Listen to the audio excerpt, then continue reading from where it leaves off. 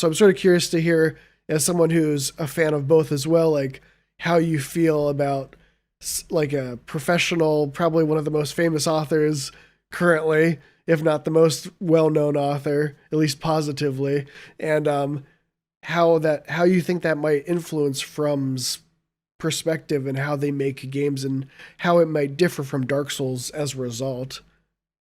It's interesting how you put it, because I actually think that they're not George R. R. Martin and FromSoft are not as complementary as it might at first seem.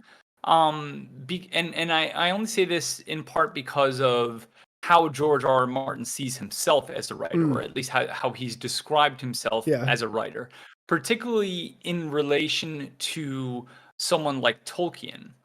And like, so he describes himself, George R. R. Martin, as uh whereas someone like Tolkien has this vision for Lord of the Rings, and a vision that, okay, it's going to be 3 books, yeah, and then he has the beginning, the middle, and the end, the structure, the narrative arc, and it all sort of comes together.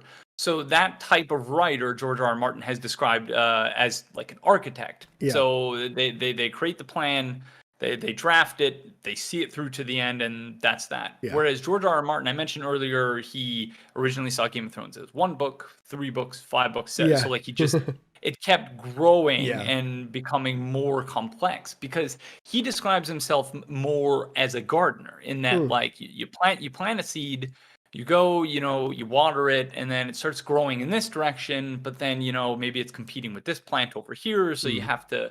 you prune that plant a little bit, and then you go. So it's an iterative process for Hmm. him, in a Yeah. way that